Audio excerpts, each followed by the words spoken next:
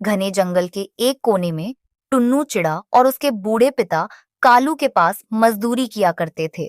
कालू स्वभाव से बहुत ही लालची और निर्दयी था।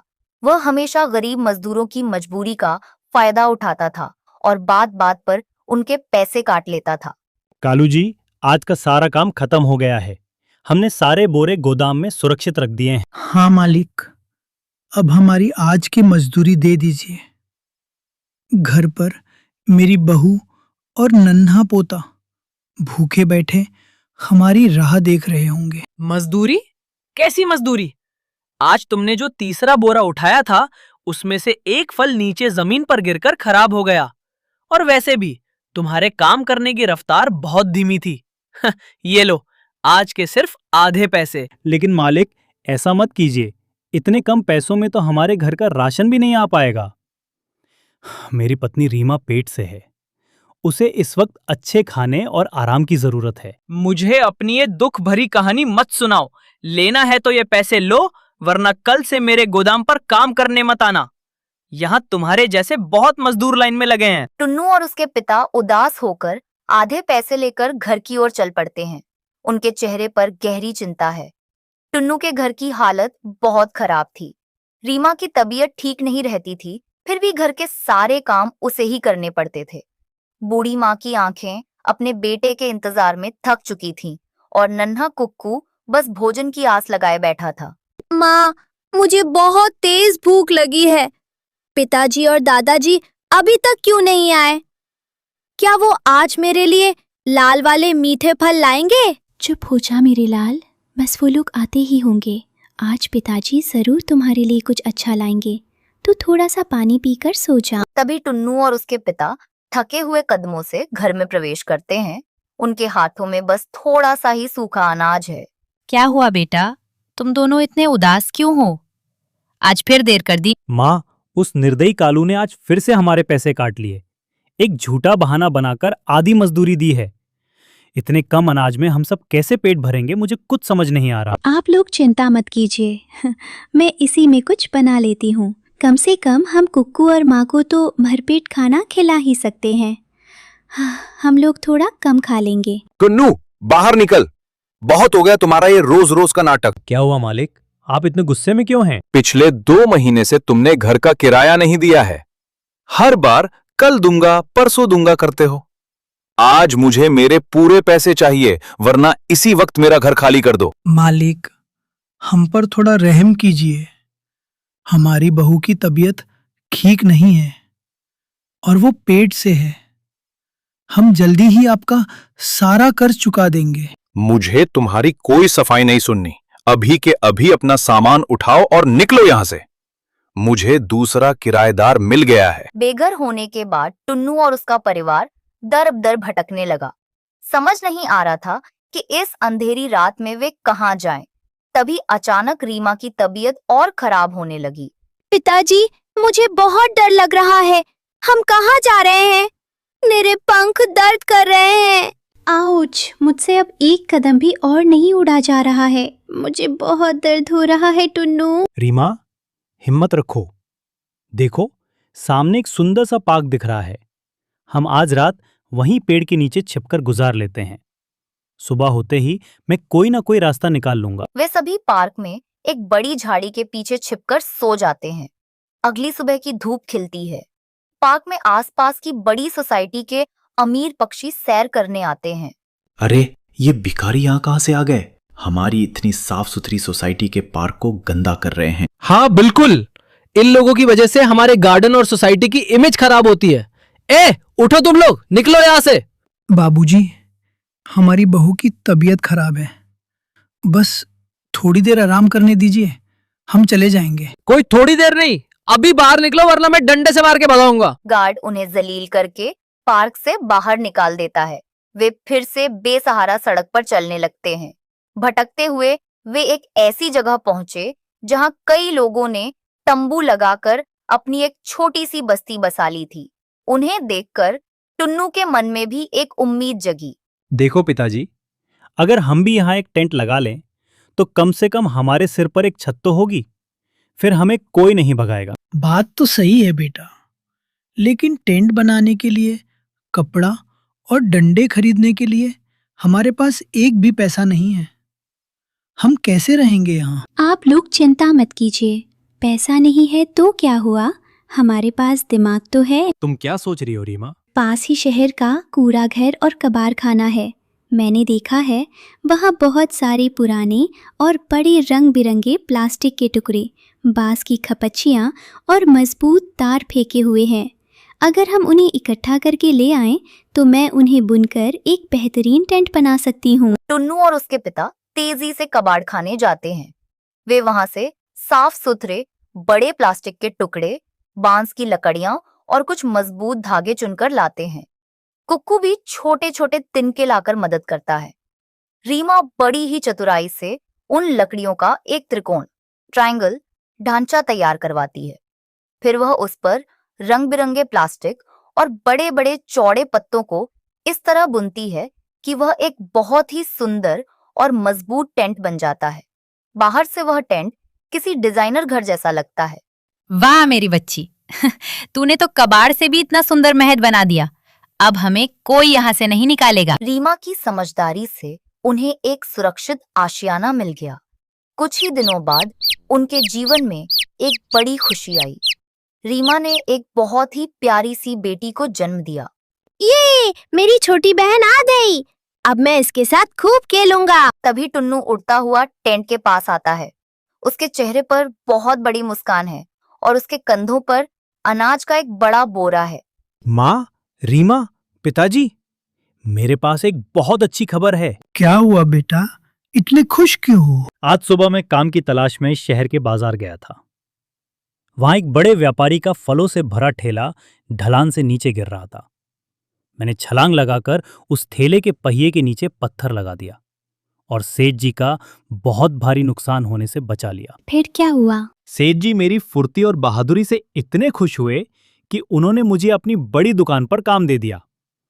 अब मुझे उस लालची कालू के पास जाने की कोई जरूरत नहीं।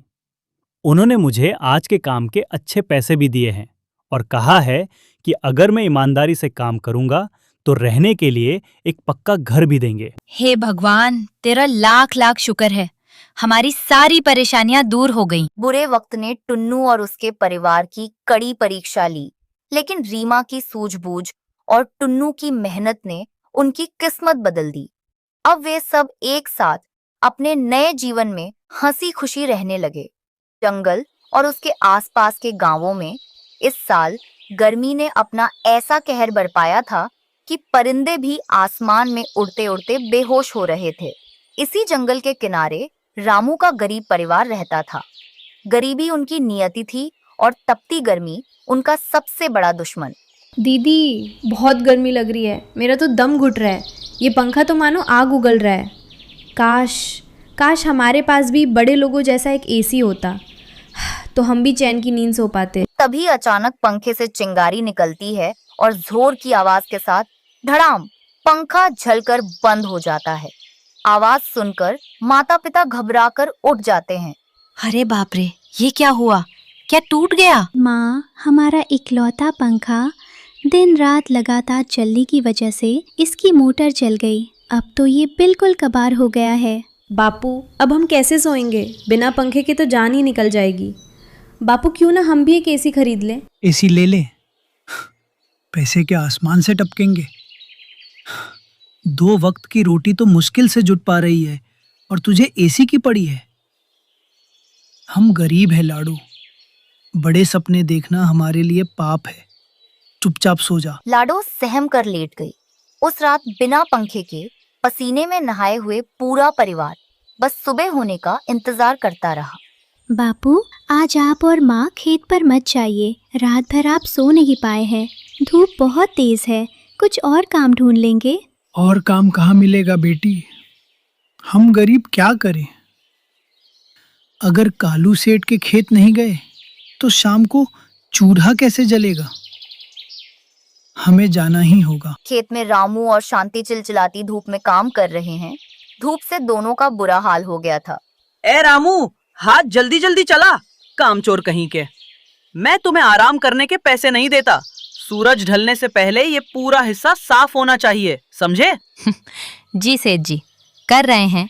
बस थोड़ी प्यास लगी थी। प्यास तो ऐसे लग रही है जैसे महल से आए हो। काम करो चुपचाप। शाम के समय काम खत्म होने पर रामू और शांति पैसे लेने सेठ के पास आते हैं।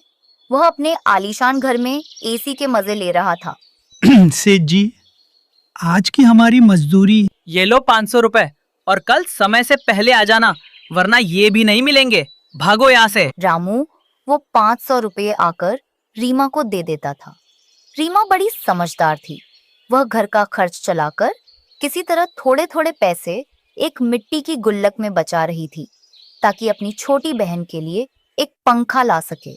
लेकिन लाडो की ऐसी की जिद ने उसे सोचने पर मजबूर कर दिया। 1, 2, 500, कुल 1200 रुपए है। लाडो कह रही थी एसी के लिए। इतने में तो कोई नया एसी नहीं आएगा। शायद कबाड़ी बाजार में कोई पुराना एसी मिल जाए। रीमा बाजार में एक कबाड़ी वाले की दुकान पर जाती है। रीमा को देखकर मन ही मन सोचता है, ये लड़की बहुत भोली लग रही है। आज अपने इस खराब एसी को ऊंचे दाम पर टिका देता हूँ। आओ बहन, क्या चाहिए? काका, क्या आपके पास कोई सस्ता एसी है? हमारे घर में बहुत गर्मी है। ये लो, एकदम बढ़िया कंडीशन का एसी है। कश्मीर जैसी ठंडी हवा देता है। वैसे तो मैं इसे 2000 में बेचता, पर तुम्हारे लिए सिर्फ 1500 रुपए। मेरे पास तो सिर्फ 1200 रुपए है भैया। क्या आप इतने में दे देंगे? चलो, तुम भी क्या याद करोगी, दे दो 1200 रुपए और ले जाओ इसे। रीमा खुशी खुशी एसी लेकर घर आती है। अरे दीदी एसी ले आई, अब हम ठंडी हवा में सोएंगे। सब सांस रोककर इंतजार करते हैं, लेकिन एसी से भयंकर बदबूदार और गर्म हवा निकलने लगती है। फिर वह खड़खड़ करके बंद हो जाता है। ये क्या ले आई तू? ये कबाड़ है, पैसे बर्बाद कर दिए। इससे अच्छा तो एक नया पंखा आ जाता। अकल नहीं है तुझ में? जा, अब इसे वापस देकर आ। माँ, वो कबाड़ी वाला अब इसे वापस नहीं लेगा। मुझसे बहुत बड़ी गलती हो गई। मैं तो बस लाडो को खुश करना चाहती थी। रीमा रोते हुए घर के बाहर आती है, जहाँ एक बहुत पुराना पेड़ था। बचपन में रीमा ने ही इस पेड़ को लगाया था और सींचा था। मेरे दोस्त, मैं क्या करूं? मेरे सारे पैसे डूब गए। बापू ने इतनी मेहनत से कमाए थे। लाडो गर्मी से तड़प रही है। मैं बहुत बुरी हूँ। काश कोई चमत्कार हो जाए। तभी अचानक हवा तेज हो जाती है। पेड़ के पत्तों से एक सुनहरी रोशनी निकलने लगती है और एक भारी लेकिन बहुत ही शांत आवाज गूंजती है। रो मत मेरी बच्ची, तुम्हारे आंसू मुझसे देखे नहीं जाते। तुमने बचपन से मेरी निस्वार्थ सेवा की है, मुझे पानी दिया है। आज मैं तुम्हारी मदद करूंगा। जाओ, वो खराब एसी यहाँ मेरे पास लेकर आओ। रीमा हैरान और डरी हुई घर से वो भारी एसी सिर पर रखकर लाती है। पेड़ जादुई रोशनी उस एसी पर डालता है। देखते ही देखते वह लोहे का खराब एसी एक जादुई हरी घास और चमकती बेलों से बने खूबसूरत एसी में बदल जाता है। ये कोई साधारण एसी नहीं है रीमा, ये प्रकृति का जादुई घास वाला एसी है। ये न केवल तुम्हारे घर को बर्फ सा ठंडा करेगा, बल्कि तुम सच्चे मन से इससे जो मांगोगी ये तुम्हें देगा। अब तुम्हारे दुख के दिन खत्म हुए। रीमा उस जादुई घास के एसी को कमरे में लाती है। बिना बिजली के ही जैसे ही वह उसे रखती है, कमरे में फूलों की महक वाली बर्फीली हवा फैलने लगती है। ओह दीदी, इतनी ठंड! ये तो सच में कश्मीर लग रहा है। ये घास वाला एसी कहाँ से आया? नमस्ते परिवार, मैं आपकी क्या सेवा कर सकता हूँ? हे भगवान, ये ये मशीन मशीन बोलती है। बोलती है। बापू, ये मेरे बचपन के पेड़ का आशीर्वाद है। इससे हम कुछ भी मांग सकते हैं। रीमा सही कह रही है। क्या आपको कुछ चाहिए? क्या तुम हमें कुछ पैसे दे सकते हो? बापू को कालू सेठ बहुत रुलाता है। जो आ गया छोटी मालकिन। एसी की जाली से ठंडी हवा के साथ 2000 के कड़क नोटों की बारिश होने लगती है। पूरा कमरा पैसों से भर जाता है। ये सचमुच एक चमत्कार है। अरे वाह, क्या तुम सोना भी निकाल सकते हो? मुझे सोने के सिक्के देखने हैं। इस बार एसी से हवा के झोंके के साथ खनखनाते हुए ढेर सारे चमचमाते सोने के सिक्के गिरने लगते हैं। पूरा परिवार खुशी से एक दूसरे के गले लग जाता है। उस एक रात ने रामू के परिवार की किस्मत बदल दी। अगले ही दिन रामू ने कालू सेठ के मुंह पर उसके कर्ज के पैसे मारे और उसकी गुलामी हमेशा के लिए छोड़ दी। कालू सेठ अपना सा मुंह लेकर रह गया। बापू, आज शाम को गांव के उन मजदूरों को भी खाने पर बुलाया है जिनके पास काम नहीं है। बहुत अच्छा किया बेटी। ये दौलत हमें इसलिए नहीं मिली कि हम कालू सेठ की तरह जालिम बन जाएं, बल्कि इसलिए मिली है ताकि हम दूसरों की मदद कर सकें। और दीदी, आज रात को हम फिर से अपने जादुई घास वाले एसी की हवा में वो परियों वाली कहानी सुनेंगे। अब वे न केवल खुद खुशी से रहते थे बल्कि पूरे गांव के गरीबों की मदद भी करते थे। रात को जब वे सब सोने जाते तो जादुई घास का एसी पूरे घर को सिर्फ ठंडी हवा से ही नहीं बल्कि सुकून और प्यार की खुशबू से भी भर देता था। सच्चाई और दया का फल हमेशा मीठा होता है। घने जंगल के बीचों बीच एक बहुत ही पुराना और कमजोर पेड़ था, जिसकी एक सूखी डाली पर रीमा चिड़िया और उसके पति टुन्नू चिड़े का तिनकों से बना छोटा सा घर था। आज जंगल का मौसम बहुत खराब था। तेज आंधी और तूफान के कारण पेड़ जोर जोर से हिल रहा था। ऐसे मौसम में रीमा चिड़िया अपने परिवार के लिए चूल्हे पर खाना बना रही थी। हे भगवान, ये कैसा तूफान है। मैंने कितनी मुश्किल से ये सब्जी बनाई थी, लेकिन तेज हवा से सारी मिट्टी और कंकड़ खाने में गिर गए। अब मैं इन कंकड़ों को कैसे निकालूं? अरे बहू, इस सब्जी में तो अभी भी बहुत मिट्टी और कंकड़ हैं। हाँ, मेरे बूढ़े दांतों से तो ये चबाया ही नहीं जा रहा है। हाँ रीमा बेटी, खाना तो पूरा किरकिरा हो गया है, पर इसमें तेरी क्या गलती है। हमारा ये घर ही इतना कमजोर है कि हवा के हर झोंके के साथ छत से मिट्टी झड़कर नीचे गिरती है। पिताजी, माँ, मुझे माफ कर दीजिए। मेरी कमजोर कमाई की वजह से हम इस घर की मरम्मत नहीं करवा पा रहे हैं। अब घर में दूसरा कुछ पकाने को भी नहीं बचा है। आज रात हम सब बस थोड़ा थोड़ा नमक पानी पीकर ही सो जाते हैं। कल मैं कुछ ऐसा इंतजाम करूंगा जिससे घर के अंदर हवा और धूल ना आ सके। उस रात वह गरीब परिवार भूखे पेट सिर्फ नमक पानी पीकर ही सो गया।